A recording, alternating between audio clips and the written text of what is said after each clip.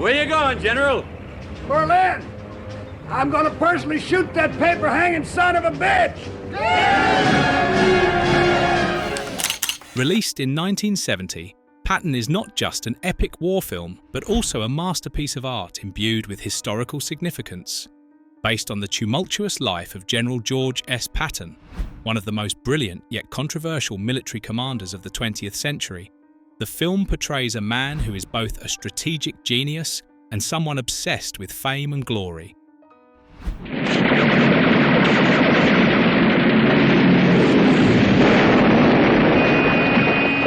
Almost. You magnificent bastard, I read your book!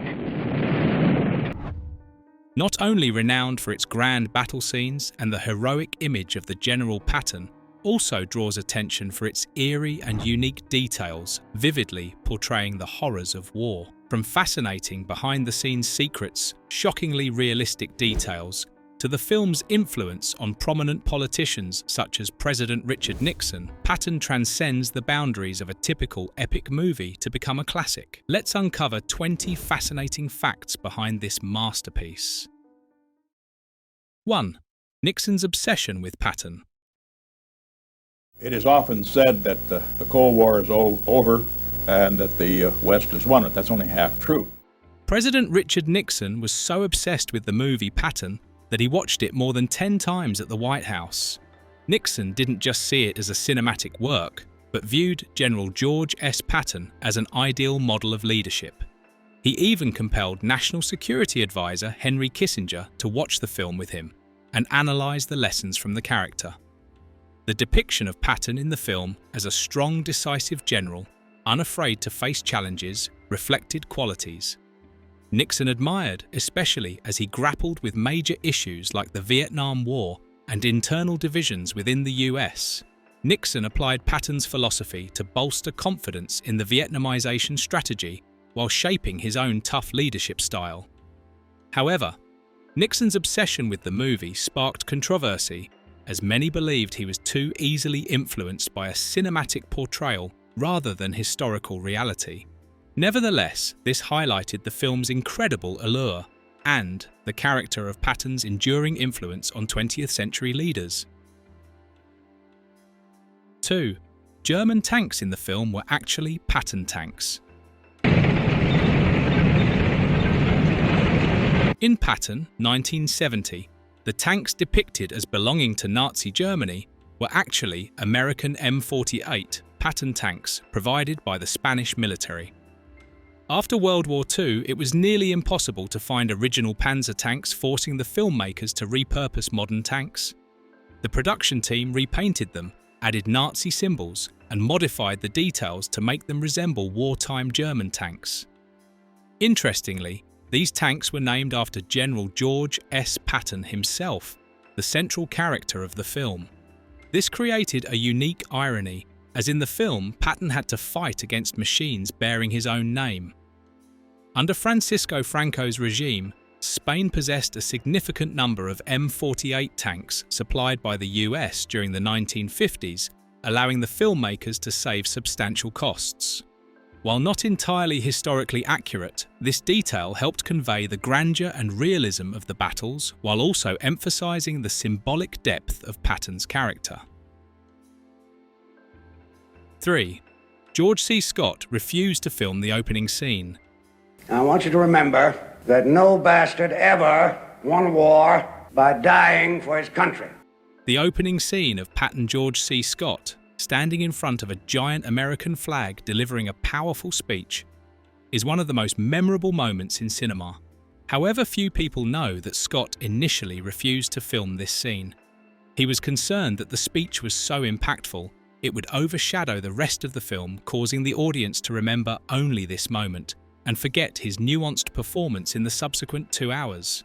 Director Franklin J. Schaffner knew this scene was key to the film's opening, but to convince Scott, he lied, claiming the scene would be placed at the end instead of the beginning. Trusting the director, Scott poured his heart into the performance, delivering an outstanding take in just one shot. When the movie was completed, Scott discovered the truth. The scene had been placed at the beginning of the film. 4. The chicken accident on set. In a scene shot in Spain, Patton's military convoy rolls through a small village. Stray chickens wandering onto the road inadvertently became victims as the military vehicles couldn't stop in time. A few chickens were run over on camera, and rather than reshoot, the director decided to keep the scene in the film. This wasn't a staged detail, but a completely accidental occurrence. However, it added to the film's realistic feel. In war chaos and minor losses like this happen frequently, not just to people, but to everything around them. 5. No studio logo at the start of the film.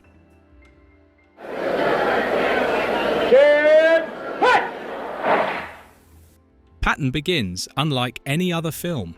There is no studio logo, no familiar introductions. The movie starts with the image of a giant American flag and George C. Scott's commanding 10 Hut. This decision was not only bold, but revolutionary.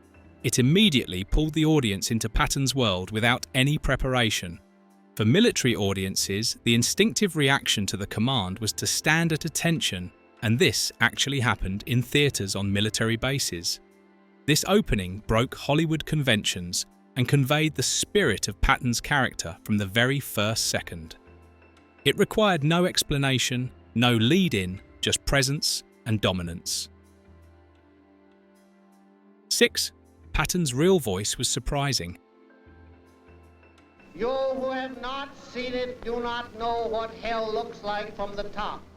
In real life, General George S. Patton's voice was entirely opposite to his strong on-screen image.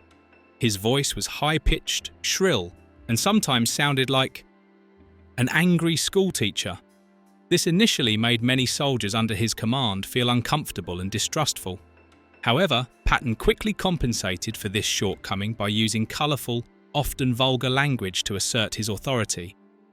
When portraying Patton, George C. Scott ignored this characteristic and replaced it with a deep, powerful, commanding voice perfectly suited to the cinematic image of a legendary general.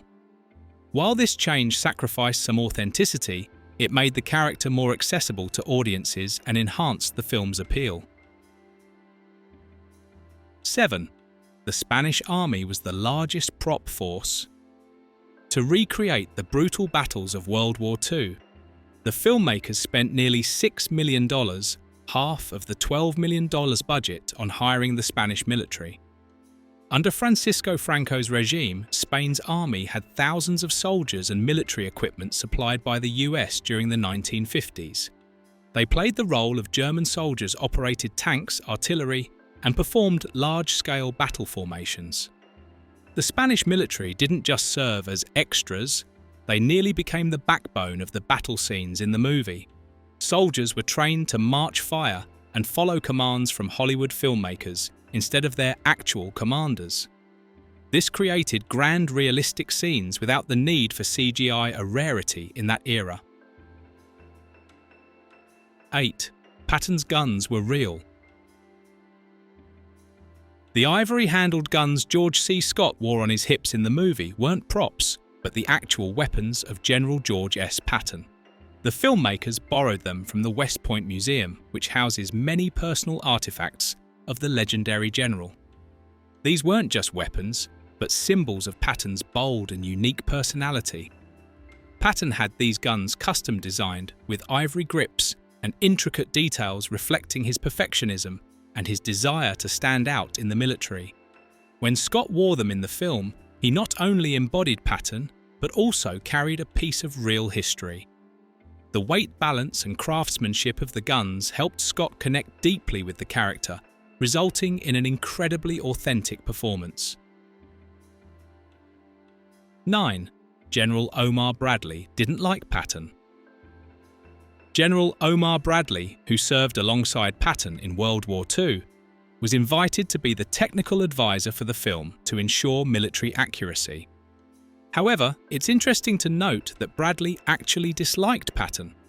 He considered Patton reckless attention-seeking and overly obsessed with personal glory. In the film, the relationship between Bradley, played by Karl Malden, and Patton is portrayed as a close, enduring friendship. But in real life, Bradley frequently criticised Patton's impulsive actions, such as slapping soldiers with combat stress or deliberately violating military agreements to gain personal recognition. Despite this, Bradley ensured the film didn't favour or glorify Patton blindly. This balance allowed Patton to portray the character's complexity, a brilliant military genius but also deeply flawed. Bradley, while disagreeing with many of Patton's actions, played a crucial role in maintaining the film's authenticity, making him one of the most important contributors to its success. 10. Francis Ford Coppola was once fired. Francis Ford Coppola, who later gained fame for The Godfather, was hired to write the screenplay for Patton. He spent months researching and crafting a bold script that delved into Patton's inner complexities, including his belief in reincarnation and his internal conflict between the glory of victory and the loneliness it brought. However, at the time, producers thought Coppola's script was too philosophical and didn't fit the tone of an epic war film. As a result, Coppola was fired. Ironically, much of Coppola's script remained intact in the final film. The producers eventually realised that the combination of grand military victories and Patton's psychological depth was the key to the film's appeal. The iconic opening scene, the speech in front of the American flag, was also Coppola's idea and was kept exactly as he had written it. Although Coppola had left the project, he won the Academy Award for Best Original Screenplay. This recognition proved his talent and demonstrated that bold ideas sometimes need time to be appreciated. 11. George C. Scott wasn't the first choice. Before George C. Scott was cast as Patton, several other famous actors turned down the role. Burt Lancaster, Rod Steiger, Lee Marvin, and even Ronald Reagan all said no because they felt the character was too difficult for audiences to empathise with. John Wayne, who was eager to play the role, was rejected because his style didn't fit the image of Patton. Scott himself was initially uninterested in the role but changed his mind after reading the script and recognising the character's complexity. He understood that Patton was not just a victorious general, but also a deeply conflicted man, both admirable and detestable. This insight allowed Scott to deliver a masterful performance that captivated audiences. Scott's portrayal not only earned him an Oscar, but also immortalised the image of Patton on screen. It's hard to imagine anyone else doing a better job in the role. 12. George C. Scott and his struggle with alcoholism. During the filming of Patton, George C. Scott struggled with alcoholism, which occasionally created challenges for the production team. However, director Franklin J. Schaffner chose to handle the situation tactfully, rather than confront Scott directly. He adjusted the filming schedule to give Scott time to recover, and made the most of his peak moments to capture critical scenes. Despite his personal struggles, Scott delivered a performance that far exceeded expectations. It seemed as though the pressures and turmoil in his personal life were channeled into his portrayal of Patton, a character brimming with power, yet burdened by loneliness and insecurity. Scott's real-life chaos didn't detract from the film. Instead, it added depth to his character. This demonstrates how personal challenges can sometimes serve as a source of inspiration in art. 13. Scott critiqued his own performance. After Patton was released and received widespread acclaim, George C. Scott surprised many by criticising his own performance. Despite winning an Oscar for the role, Scott admitted that he felt he had not fully captured the complexity of the character. According to him, Patton was a man full of contradictions, a brilliant yet arrogant military leader, a man of great confidence who also grappled with loneliness, doubt, and a sense of being misunderstood by the world. Scott felt he had missed some of the spiritual and philosophical aspects of Patton's personality. Nevertheless, his humility and self-awareness only deepened public admiration for him. Scott was not just a talented actor, but an artist constantly striving for perfection. This self-criticism highlights an interesting truth. Even performances deemed perfect by audiences can leave the artist feeling unfulfilled. It underscores that art for its creators is often a never-ending journey of improvement. 14. Patton's belief in reincarnation. General George S. Patton was not only a military genius, but also a man with a strong belief in reincarnation. He often claimed that he was a reincarnated warrior who had fought in battles from ancient times, ranging from the fields of Greece and Rome to the campaigns of Napoleon. This belief was a unique aspect of Patton's character and was prominently featured in the film. Composer Jerry Goldsmith used Echoplex sound technology to create unique echoing effects, as if the sound of a trumpet from ancient battlefields was resonating in the present. This music wasn't just a background score, it became a powerful symbol of Patton's soul, a man who looked to the past for strength in the present. The combination of the film's score dialogue and George C. Scott's performance brought this surreal belief to life, making Patton a character who transcended history. This added depth to the film, turning it into more than just a war movie, a story of spirituality and the connection between generations of warriors. 15. 71 locations filmed across 6 countries. Patton wasn't just a movie, it was a cinematic journey across continents. To recreate the battlefields of World War II, the production team filmed at 71 locations across 6 countries, including Spain, Morocco, Greece, England, the United States, and Algeria. Spain played a central role with many of the battle scenes shot there thanks to the support of Franco's army. From the deserts of North Africa in Morocco to the beaches of Sicily, each location was carefully chosen to achieve the highest level of authenticity. The scenes not only captured the scale of war, but also gave the audience a sense of realism, as if they were witnessing historical events firsthand. Filming in multiple countries was not only a logistical challenge, but also a testament to the dedication of the production team.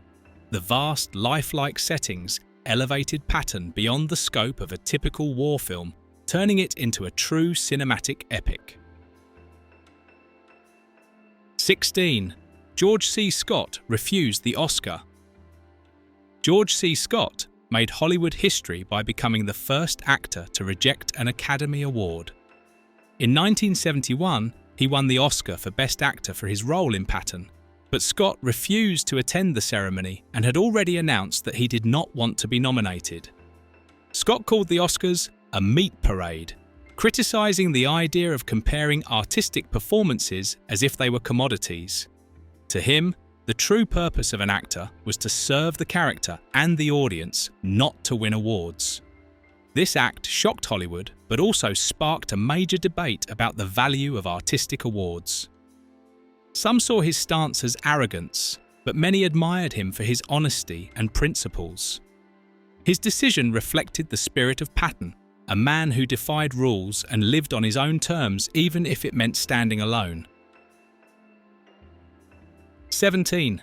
The television broadcast kept the profanity. When Patton was broadcast on ABC in 1972, audiences were surprised to find that almost all of the profanities in Patton's dialogue were left intact. This was unusual for the time, as films were often heavily censored when shown on television. Patton, both in real life and on screen, was known for his colourful and sometimes harsh language. The network only cut 2 lines, one of which didn't even contain profanity. Keeping the rest of the dialogue unchanged allowed viewers to fully experience the strength and personality of the character. This decision helped Patton achieve record-high ratings, capturing 65% of US television viewers. It proved that authenticity and staying true to the character could outweigh concerns about censorship. It also reinforced the film's reputation as not just entertainment, but a work of art and history.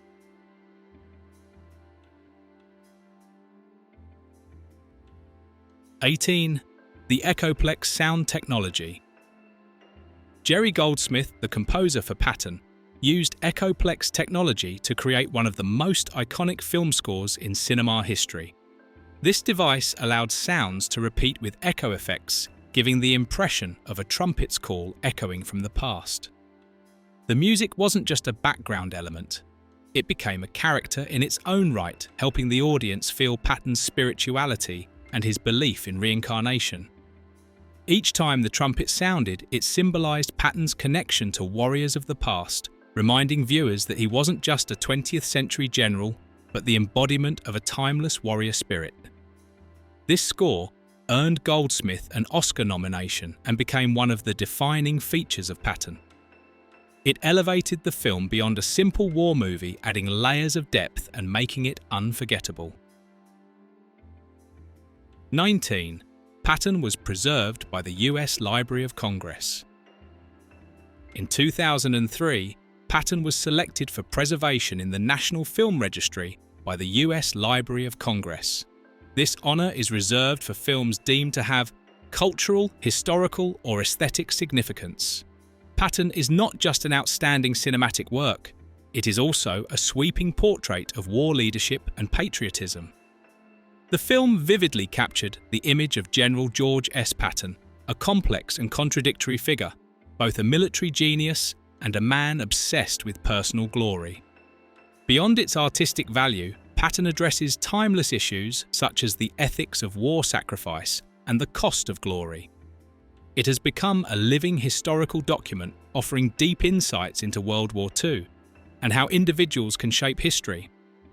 Being preserved by the Library of Congress affirms the film's lasting value and ensures that future generations can continue to access it.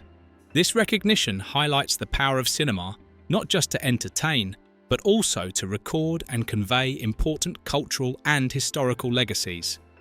Over 50 years since its release, Patton remains a symbol of war films, a timeless masterpiece and a reminder of the importance of art in documenting human history. 20. The timeless success of Patton. In 2003, Patton was selected for preservation in the National Film Registry by the US Library of Congress. This is a prestigious honor reserved for films deemed to have cultural, historical, or aesthetic significance. Patton is not just an outstanding cinematic work, but also a sweeping portrait of war leadership and patriotism.